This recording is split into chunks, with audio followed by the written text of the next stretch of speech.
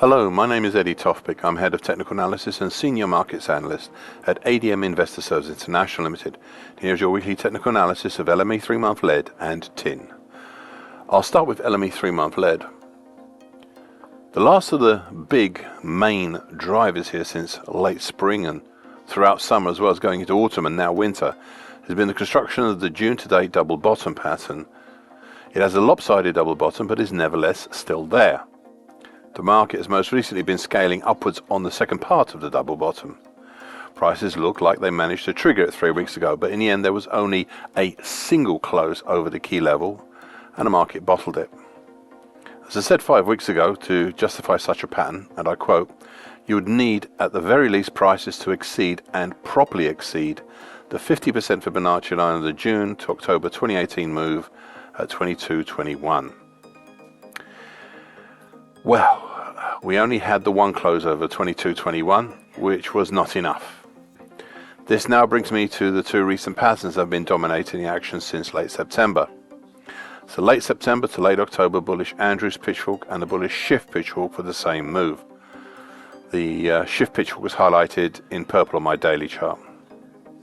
Now the bullish Andrews pitchfork showed the bullish angle of attack since late October until being tested in late November, with breaches below the lower time and then getting broken in early December. In response to the breaches in late November, I drew a shallower bullish shift pitchfork to show a possibly better, if shallower, bullish angle of attack. This one, seen in purple, has been fine, bar a minor breach of the upper time, currently 23.02 in mid-November. Here comes the interesting piece. Not only do we have a big potential double bottom pattern, which I had mentioned earlier, but we also have either a possible bullish halfway hesitation or a possible another double top formed from November to date. Last time I could not tell which pattern it was, as it very much depended on what the market would do at the 22.21 level. Well, the idea of a bullish halfway hesitation has diminished heavily, and there are now elements of a possible double top. But here, as in all this market, it seems, is a contradiction. The middle time, currently 21.43, is still showing good, bullish, if shallower support from the drop of the peak 2 weeks ago. Until this pitchfork is broken, which will take some time at least, then it will be the guiding pattern in this market. If prices do manage to break below the middle time, we still will see support below from a host of different support levels. They are the slowly declining long moving average, currently 20.98, the rising short medium moving average, currently 20.81, the January 2020 high at 20.39, and the slowly rising medium moving average, currently 20.30.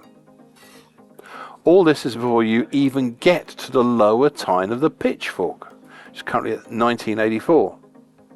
Then on top of all that, we had late 2 weeks ago a crossover of the tines. The lower time of the bullish Andrews pitchfork and the upper time of the bullish shift pitchfork. You can see the crossover circled in bright red on my daily chart. For those who know me well, they will tell you that I often comment on time crossovers and what they mean. So from that Friday, for a few sessions after, usually you might expect one or more of the following to happen: a change in trend, a reinforcement of an existing trend, and volatility. Well, we had a change in trend with the market moving lower and some volatility, but as I said, prices then ran into the dominant pattern here, which is the middle time of the bullish shift pitchfork, right as it crossed another support, the 50% Fibonacci line of the March 2020 to March 22 move at 21.35. And it is these two that seem to have the current upper hand in the market. LME 3-month tin. The story here since late June has been a series of stratified support levels. Then in late August became a series of stratified resistance levels, which once again become a series of stratified support levels that the market seems set on testing its way down through right now. The major ones are at the following levels: between 23,000 and 24,155, at 21,360, at 20,435 to 20,510. The market is currently digging its way through the lower portions of the 23 to 24,155 support. Below, we now have the flatlining medium moving average, currently 21,805, with the slowly rising short medium moving average, 21,225, rising up to meet it, and maybe form a possible golden cross. It seems unlikely, but it may happen. There is a big thought I'd like you to ponder, if you will. 5 weeks ago, I said, and I quote, "The action since late August has caused me to think that perhaps the action is a possible descending scallop pattern." I would like to see more on this to be sure, but right now it looks a lot like that to me. I'm minded therefore to give just a provisional idea on the upside for such a pattern, assuming of course it does not peak and revert back down, which would also be in line with this pattern. But for a continued move higher, you would have to look primarily in the 25,035 area, and possibly later on, should it continue, up to the 27,475 area.